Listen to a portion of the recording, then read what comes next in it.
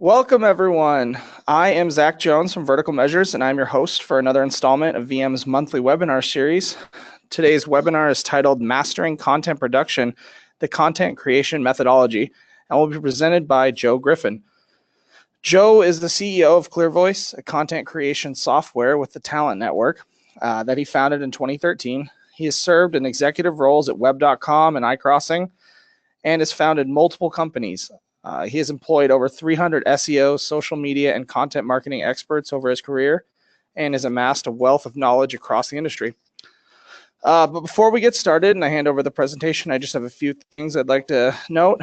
Today's webinar, both the slides and the recording, will be available tomorrow.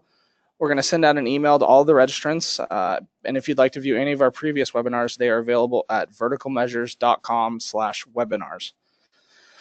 If you have any questions at any point during the webinar, feel free to use your questions tab on the GoToWebinar interface or tweet at us using the hashtag VMWebinar. We'll try to get all those questions at the Q&A at the end of the session. And finally, today we published our top 120 plus digital marketing conferences to go to in 2018 on our blog. Check it out at vert.ms/2018- top conferences. It's on our blog. Just go to verticalmeasures.com/blog. I believe that's all for now. So I'm going to hand it off to our presenter, Joe. Take it away, Joe. Zach, thanks so much for introducing me. Excited to be here. I'm in Utah right now, actually, just checking out this conference up here. It's called Silicon Slopes. Really cool conference, but just excited that you guys have me today and something I'm really passionate about. I know we've got a good turnout today.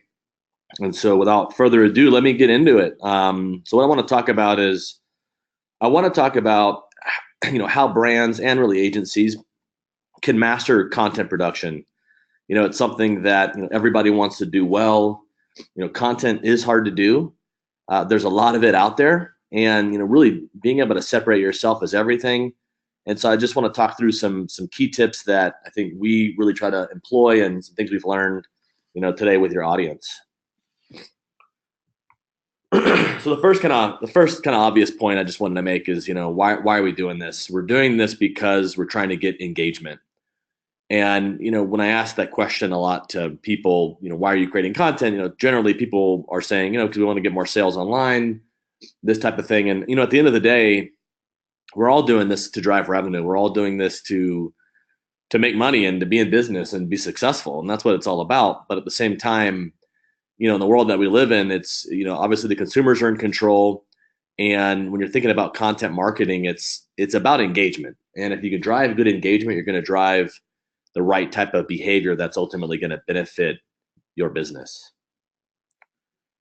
So I want to talk about a philosophy that we have, and something that we believe is probably the most critical part to all of this. And that is really forming the right types of relationships with your talent.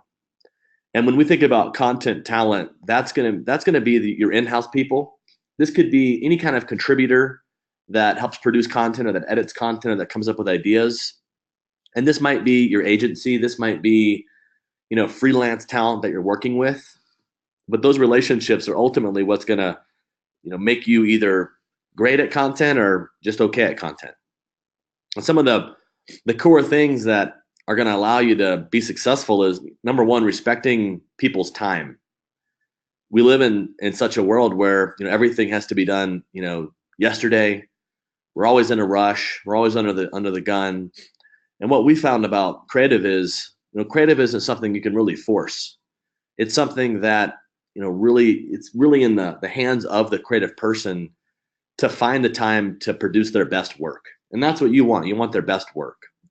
And so the more in front of your goals and deadlines that you are, and the more notice you're able to provide, the better you're gonna, the better content you're gonna actually get from your creative network.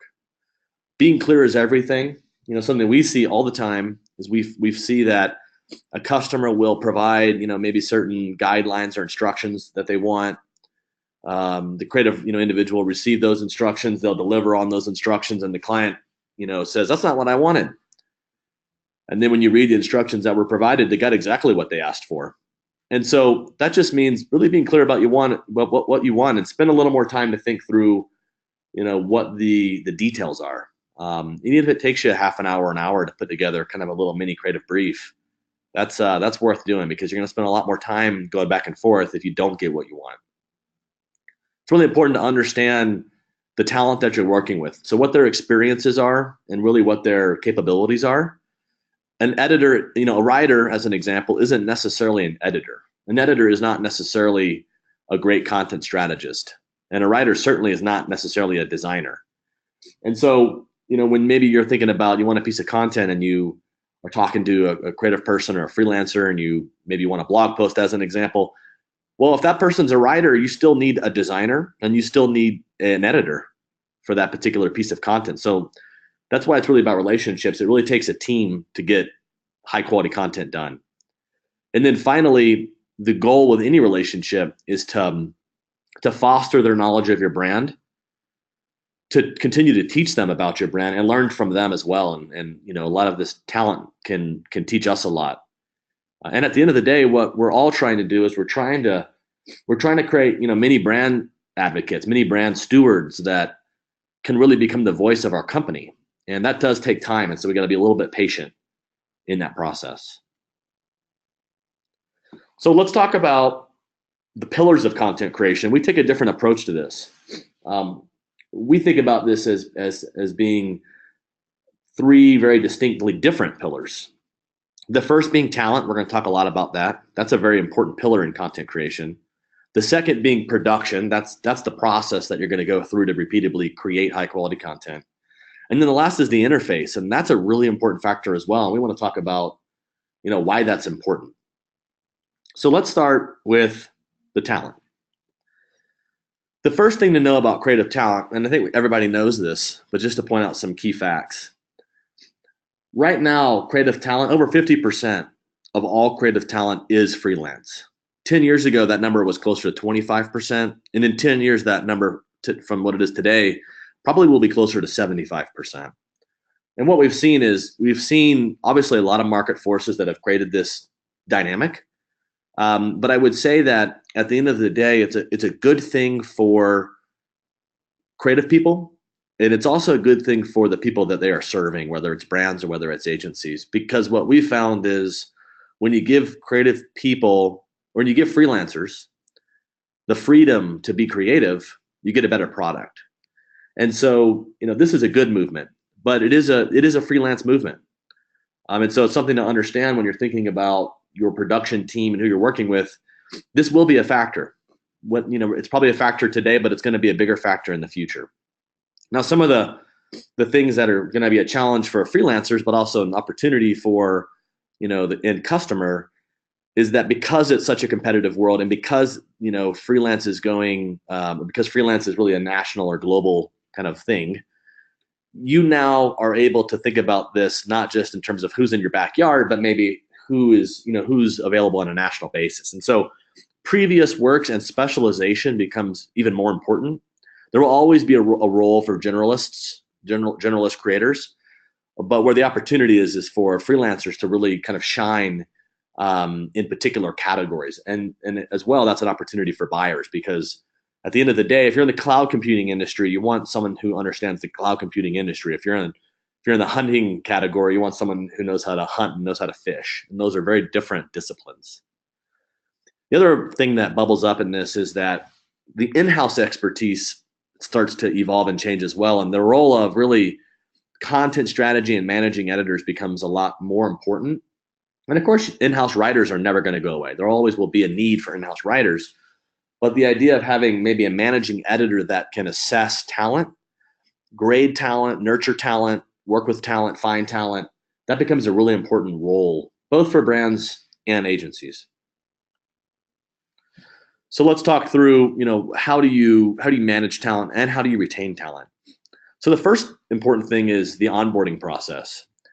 Obviously, first impressions are very important, and your onboarding process needs to be thought out. And I'm going to talk about a lot of details like this today, and I don't expect, and you shouldn't expect yourself, that you're going to have documentation on every aspect of this. really a lot of the idea here is just to convey the important points that you need to be thinking about. And that onboarding process is important. So what is the experience that you provide new talent? What's the paperwork they have to fill out? What is the payment systems? How do they get paid? How does the invoicing work? Are you being clear about what types of work you want to provide and how often? It's really important to set those expectations up front. What you don't want to do is end up, you don't want to be reactive where you're kind of both going into it blindly and you're just kind of stumbling over each other and it's just not a good experience and it's just not really what you want. So being clear about, the communication, the expectations, who they're going to communicate with inside of your company, what those communication boundaries are. If you want them to be able to speak, maybe you onboarded them, but maybe you have another editor that you really want them to work with, you should tell them that. Make sure that you're clear about what those boundaries are and what your expectations are. You might even want to talk about where the feedback loops occur, what's appropriate, what's not appropriate. Sometimes a freelancer or an in-house person may need more clarity on a project, and you want to make sure that you define up front, hey, if you don't understand this, let me know. Ask me questions. We get on the phone, we can I can be more clear about the instructions. Just make sure that they understand that they've got the ability to to communicate. Another really important thing that I see a lot is I see brands and agencies build good relationships with freelance talent, and then the projects are over and 3 months go by and it's time to do new projects. And whether it's because of internal turnover, whether it's because of not having good management systems or interfaces or whatever, all of a sudden this really high quality talent that they invest a lot of money in to build up becomes kind of forgotten about. And so it's important to really understand, who your talent is and also who your inactive talent is. You want to keep a database of that talent so you can go back to them. It's not, you don't want to keep investing and having to train new talent on your brand.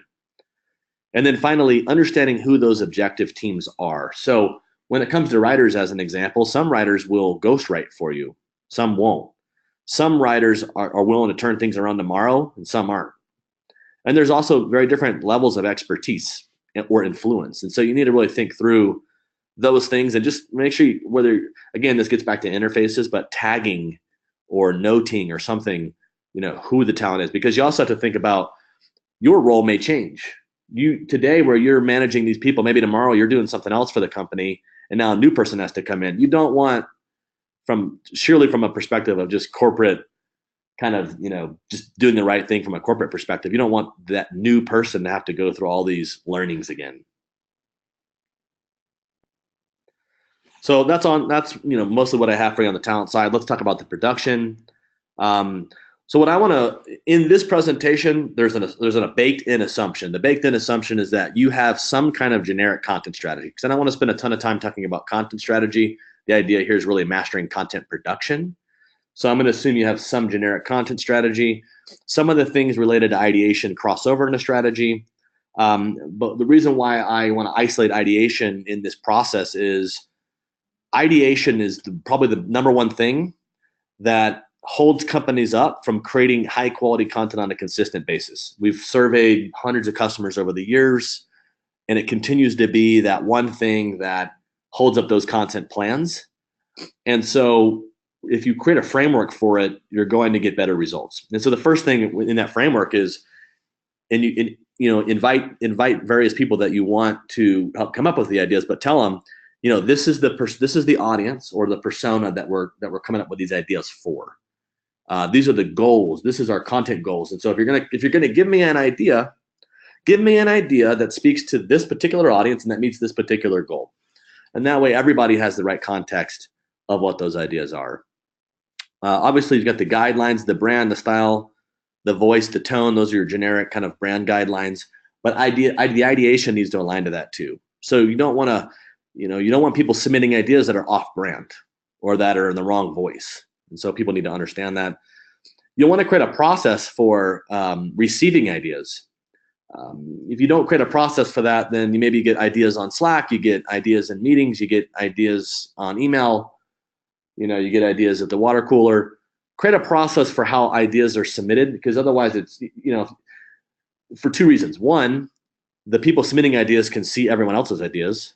And two, it doesn't have to be your job to constantly wrangle ideas and put them into into the same system. Obviously, brainstorming schedules, identify who those parties are. Just understand who you want to provide ideas, invite them basically to the idea group, if you will. And then, who are the approvers for the ideas? So maybe you have a bunch of ideas flowing in, maybe you're having brainstorming sessions, who are those approval parties? Are there multiple approval parties? And even on that side, you're going to want to have some expectations for the turnaround time. And again, this is what kills people on the content production side, is no expectation on turnaround time, leading to just missed deadlines, not meeting content goals. So creating structures to receive ideas, understanding who the approvers are, and then giving them some reasonable time frame. Like, hey, every Wednesday, I'm going to submit you 5 to 10 new ideas. I need you to approve them or provide feedback by Friday. If you don't do that, we can't go into the next phase of production on Monday. And that just sets some clear accountability for everybody. And then lastly, producing the creative brief itself, that gets back to setting clear expectations for the talent, and just respecting time, because if you don't clearly tell people what you want, you're not going to get what you want back. You're going to go through a revision process that is unnecessary and is going to cost you more time in the end. So, diving into the actual creation process, first of all, what content types do you want to support? Every content type is in a way a different, it's a different skill set. So writing articles is not necessarily the same as writing white papers. Now, maybe the same person can write it, but it's certainly a different content type. Obviously, something like an infographic is very different as well. And so you want to think about, like, what are the types of content we can really support? A lot of people just kind of, this isn't a shotgun thing. So think about the content types that you really want to support, and then set your framework up for that. Understand who your content dependencies are. So that means if you're going to be writing articles, are there certain people that you need to interview on an ongoing basis? Is there research that's important? You might even want to arm your team with maybe the right publications to be going to, etc. You'll also want a process to select talent. So, when it comes to time to write a particular article, let's say, how do you know which writer to select? So some of that gets back to interfaces, just thinking about how you're kind of managing that talent. And then just making sure you have the right talent in place. So if you're going to do articles, you need at a minimum a writer and an editor. At the end of the day, you need an editor for everything. But you don't have to have a designer. But if you did want your articles to have certain design elements, then obviously you do need a designer. So as obvious as that is, it's still kind of worth stating. Having an assignment dispatch process is important. You can do that by email. You can do that in a spreadsheet. You can do that in Asana. You can do that in a content marketing platform. You can do that a million ways. But you want your assignment dispatching process to continue to be the same. Don't one day send an email, another day you Slack someone, hey, can you do this? And you Slack them or whatever. Have a process for that. And that process should include the assignment details or some type of creative brief. Make sure that your brand guidelines are always front and center to all talent, both internal and external. And that's important, not just to make sure that they get it right the first time, but that also that you can then hold them accountable when they fail. And you can say, hey, man, I gave you the guidelines. You don't say that. You have the guidelines in front of you. Packaging up any assets that they might need, being clear about your budget for the particular assignment if it's something that you're freelancing, and then obviously being clear about the due date. And then lastly, communication and touch points. So again, you can do this in Slack, you can do this in email, you can do this in a project management platform, but just making sure you have a good system of communication in place throughout that creation process. So final stage, the review stage, very important. Probably the biggest killer. And I talked about ideation being the number one thing that prevents companies from starting the process. The review stage is the number one thing that kills a content creation production. And companies, for better or worse, they can just get a little lazy. And as I'm the CEO of Clear Voice, sometimes I have to look at content that's going up, maybe if I'm related to that article or if it relates to me. And I know what it's like to be just a busy stakeholder that maybe doesn't have time to review articles or review things. And as an individual, I can slow the entire production process down and kill everything. The review process is super important. And so you, again, getting back to expectations, you want to be very clear about, what those things are. But one of the first things is having some editing guidelines that you've shared with your talent, because what you don't want to do is you don't want to, in a meandering way, kind of in an evolving way, continually change your editing guidelines, because your freelancers can't read your mind. So you need to say, when you submit an article, these are the things I'm going to be editing for. I'm going to be editing for, opening paragraph, sentence structure, fact checking, closing arguments, whatever it might be. Be very clear about that and provide that up front. Again, formatting style, the tone alignment, all the different things you might want to kind of incorporate into that. Your review process, setting those expectations as well internally in terms of what is reasonable, and then also with your talent. Generally, in an ideal world, you don't have to ask for any revisions from your creator if you've provided really good assignment detail. If they've done a few assignments with you and they've gotten through those early hurdles of understanding your brand voice, they should be able to deliver something to you that you don't have to send back, where all you would need is your in-house or freelance editor to just kind of do some grooming on it and call it good. Sometimes you need to send it back for revision. One revision's okay. In some ways, you want to almost track your revisions. If you start getting into 2 and 3 revisions, something's wrong. If you're getting into 2 and 3 revisions, someone did not provide clear assignment details. The assignment changed mid-project, which is okay. This gets into this next bullet about scope creep. But you really shouldn't have more than 1 revision. So if you find yourself having 2 and 3 revisions on a regular basis, there's a break somewhere. You need to kind of figure out what that is. One of those things is scope creep. Everyone hates scope creep. If you are really being thoughtful and respecting people's time and being clear about what you want and spending the time that you need to spend to provide the right instructions, you wouldn't modify those instructions. So if you're modifying your instructions, you weren't ready to send them out in the first place. Now it happens and it's okay. Everybody does it. So it's not like it doesn't happen. It's just, you don't want to be a consistent scope creeper. You're not doing your job, and it's only going to hurt you because you're going to tick off your talent, whether it's in-house, whether it's freelance. You're going to be, in a position where you're changing things and maybe not changing budgets. But the reality is, if you change the scope of a project, generally that means that the cost changes. So just something to think about as well. And then finally, in the review process, making sure that you're very clear about your approval sequence. So generally, when someone submits an assignment, it goes to an editor. The editor gets the job done with a writer. It should be in good grammatical order. It should be a high quality piece of content, and then it's approved. Or sometimes it's like, well, it's got to go to Jim. All right, well, if Jim's got to approve it now, then what's his timeline? Make sure that's clear, and you have to hold that person accountable. Especially if you start getting into a scenario where you've got 2 or 3 approvers, which happens too. One thing you would want to avoid is, the collaboration of Google Docs is amazing, but it's also can be not good. There's cases where it's cool. It's like, all right, here's this piece of content, 6 people jump in there and share stuff. You cannot do that consistently with content. It won't work. If you think you're going to put out 1 or 2 pieces of, 1 piece of content a week, or 5 pieces of content a week, especially 1 a day, there's no way. You have to have 1 person who approves it. Maybe it goes to 1 other person. That's it. And so just be careful about that. So that's really all I have on the content creation front. Again, a lot of what I wanted to present is just the philosophy behind this, the rules of engagement, because without the right philosophy and rules, you're just going to flounder. So let's talk about some of the interfaces. Getting back to some of the other things we discussed: ideas, concepts, pitches. Where are those things being housed? How are they being organized? How are they going? How are you, declining some but escalating others?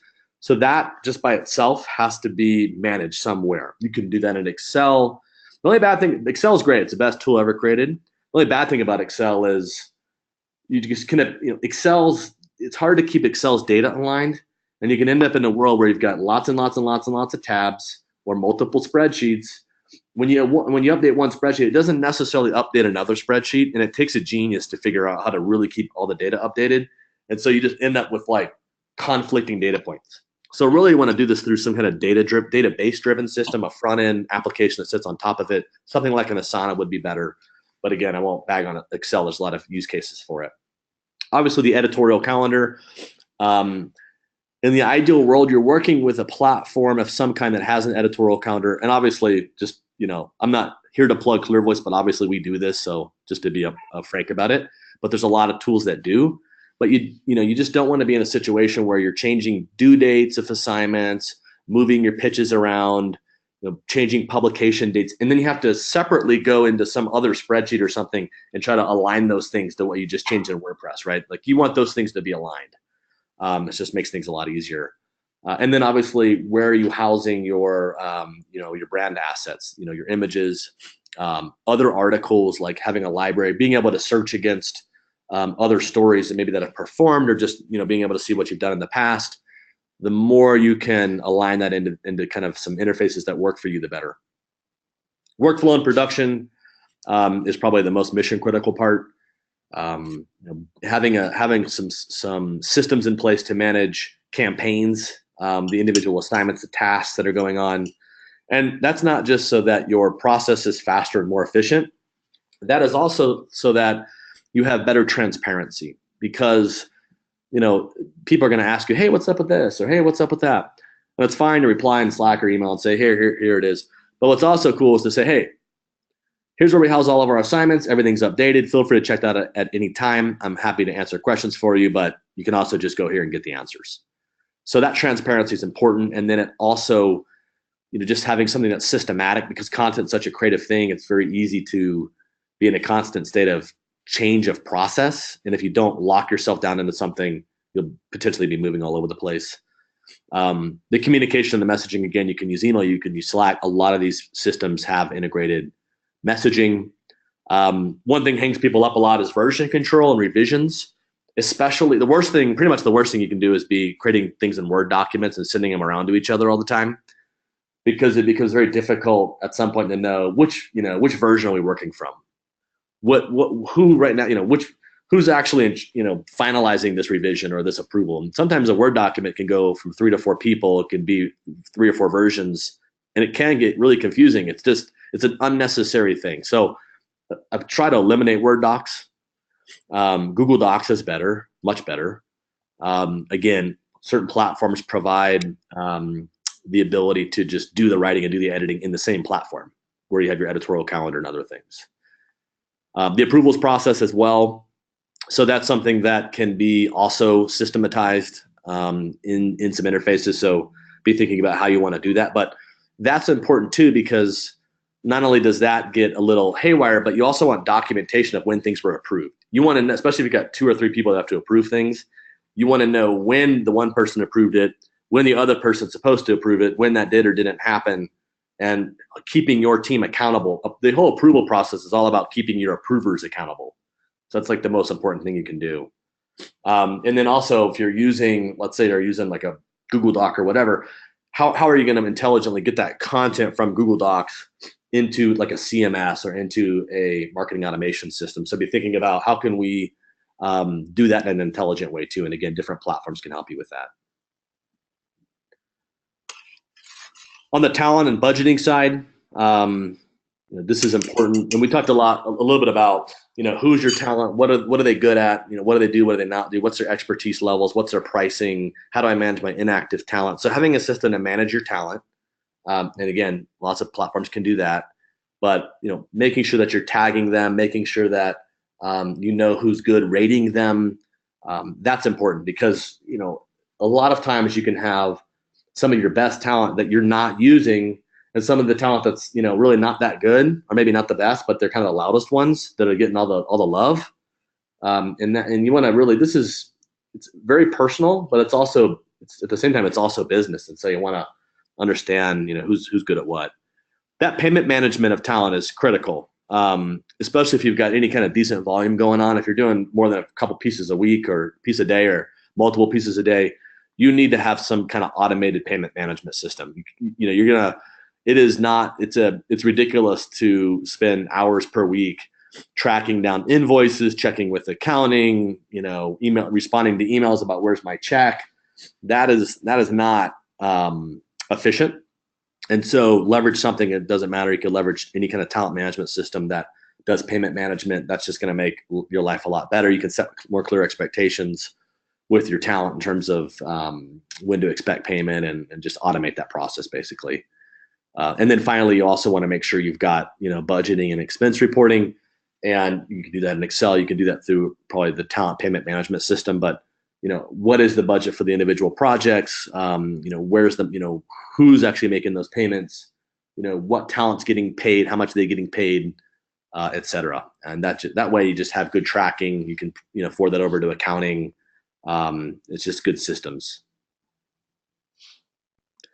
So it really brings us, kind of to the end of this. I think just in kind of, closing this out, that transparency in the creative process is really important. It fosters a lot of mutual, respect between the clients, the marketers, and the creators that are providing, you a service, and they want to provide you a great service, but they need that respect, and the transparency is going to go a long way. And one of those kind of sayings I have is just, giving freelancers the freedom to be creative it's gonna get you a better result. Trying to jam someone into a cubicle and hitting them with a stick and telling them to give me a great article, I need it by today.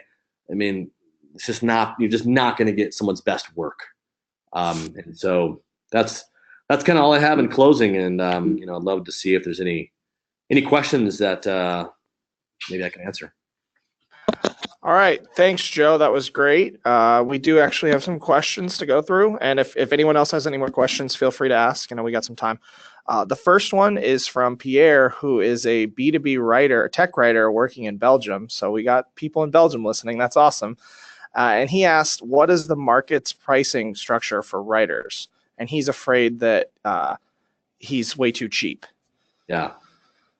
That is something that, I think I'm really passionate about. And, one of the things that has happened, and it's happened for the wrong reasons. Over the last 10 years, unfortunately, writers have very much been commoditized, and there has been a race to the bottom.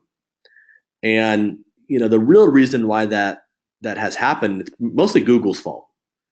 Because, everybody realizes that there's certain, keywords that are being searched, search intent, basically, buyer intent. And so every smart SEO knows that, we have to have certain content that hits on these certain keywords so that our, website pops up when someone does a search. And so it creates this kind of, it creates a demand for a lot of volume, and it bypasses the real necessity of telling great stories or being really, resourceful or informative or providing different positions on things. And, in my experience, when I put together, let's say 1,000-word article about something, that usually takes me like 5 hours. That takes me like almost a whole day. I mean, I can crank out 2 a day if I'm really, jamming. But, a lot of times when you're talking about really cramming down the price per word and trying to really commoditize things, a writer might have to push out 4 or 5 pieces of content in a day to make any kind of decent money. And I just don't think that serves the buyer, the company, and I don't think that serves the end audience. And so, what I think is that there's a range, whether it's a per assignment or whether it's a per word. I think there's times where 8 and 10 cents a word, or what, just as an example, maybe even a little lower. But there's cases where, and there's times where that's appropriate, where it doesn't need to be $1 a word. So I think there's opportunities where it's appropriate to have a lower cost assignment.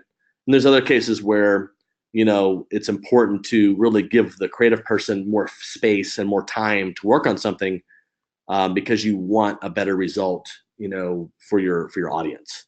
In my experience, a technical writer, and let's say if you're talking about in the technology category, so someone may be writing about cloud computing or big data or IoT or something like that, generally charges somewhere in the 50 cents range, maybe $1 per word range.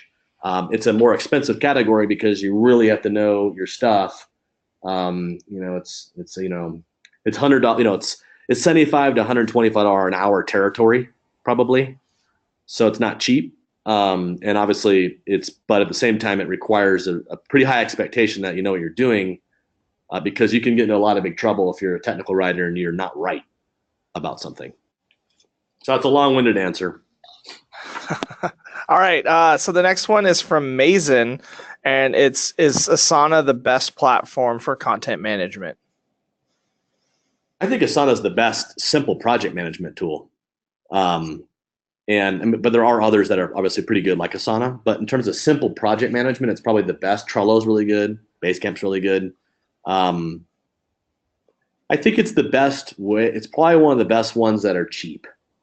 So I would just say if you're doing more than a couple pieces a week, then you'd want to graduate to an actual content marketing platform, because of the sheer volume that you're doing. It's going to just make probably more sense. But if you're only doing like 1 or 2 a week, you probably don't need more than something like an Asana. Okay, we got another one from Megan.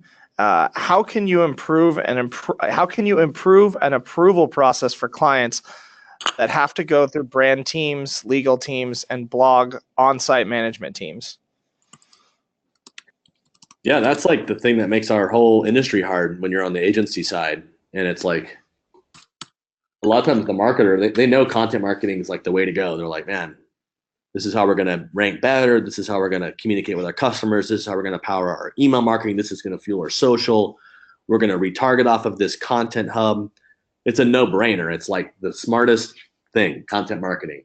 And then what happens is they have all these great ideas. They've got a budget. Even like coming up with the money sometimes isn't the challenge. They can come up with 5 or 10,000 a month or 20,000 a month or more. It depends on what the scope is, and they can't like get anything approved, and so everything just goes nowhere. I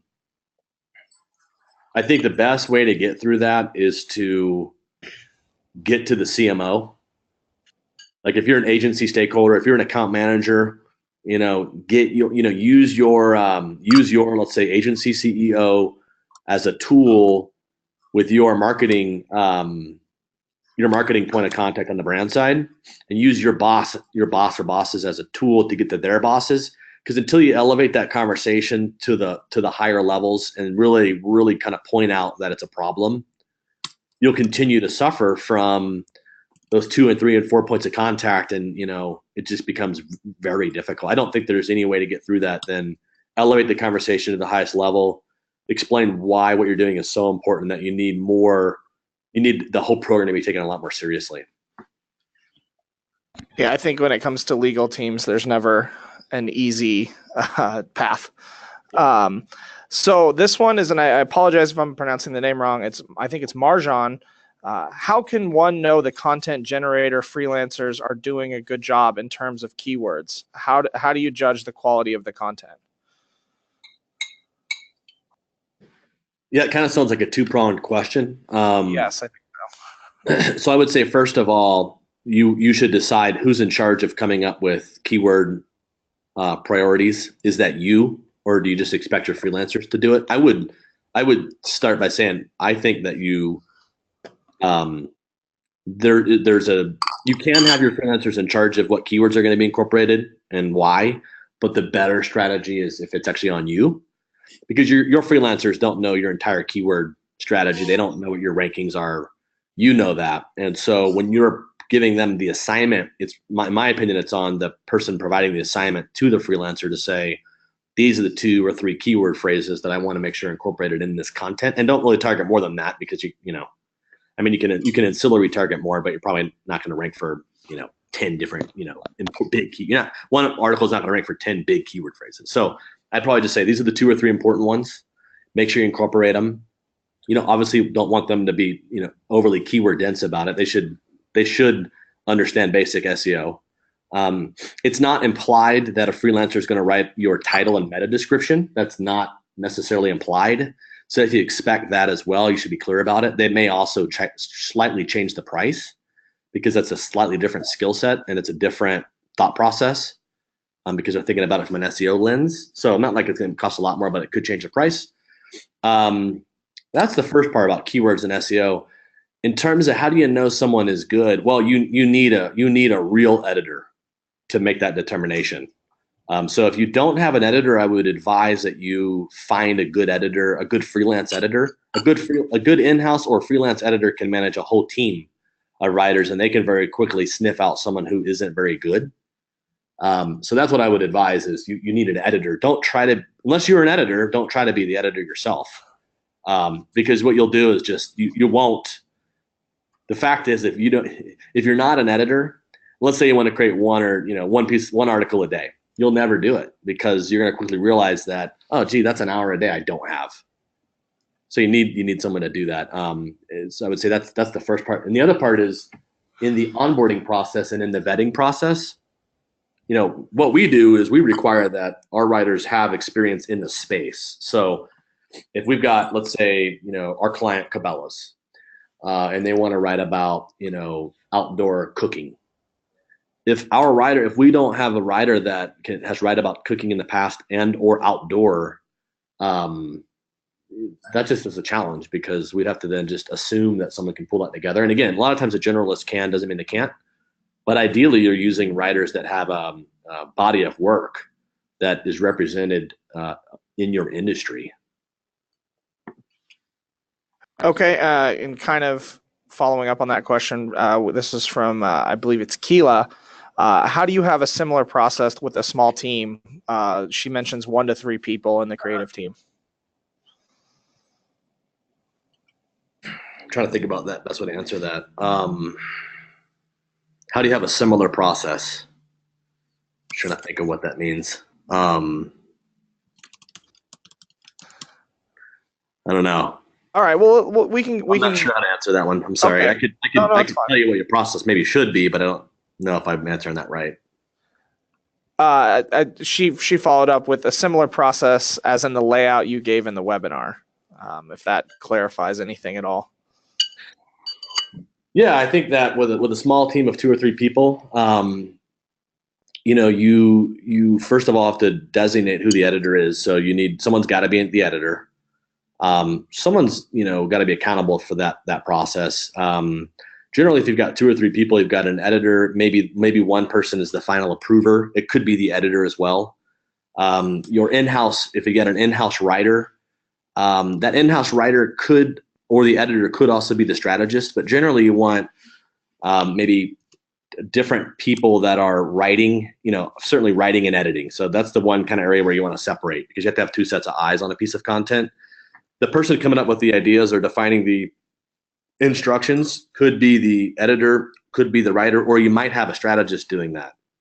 So sometimes, like, let's say you have a team of 3, you got a strategist, and that may not be depending on how much content you're creating, it may not be a full-time job just coming up with ideas and just coming up with assignment instructions. So a strategist can do other things as well, like be thinking about the SEO strategy, what keywords, looking at ranking reports. There's other things that could be digging into some more content performance analytics, what's performing, using, uncovering insights to then come up with better ideas and more informed ideas.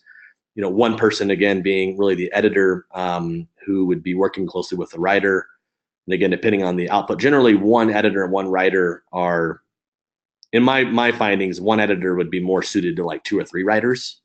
So again, you'd have to maybe think about those 3 roles and who's going to do what, and then what do you do with that extra time if you have it? All right. We have one final question we're going to ask, and it's from Elizabeth. And the question is, and this is in your opinion, what specialty areas should writers be working to cultivate? What fields are most in need of subject matter experts? Technology, healthcare, finance. I think those are the big 3.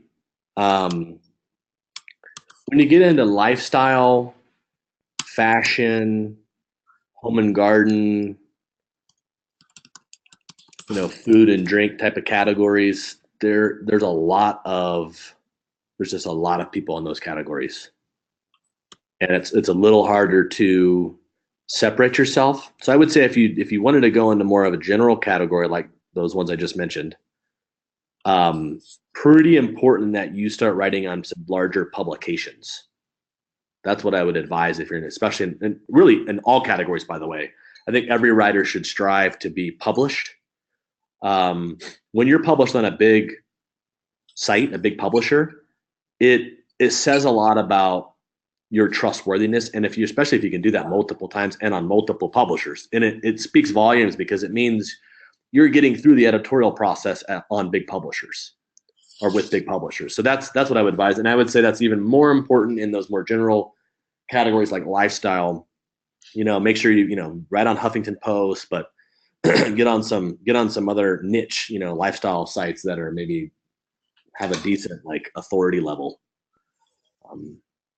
Or just go straight into those specialty topics. There's a lot of demand, and they certainly pay more because they're harder. To just be frank, it's harder to write about healthcare IT than it is travel to Spain.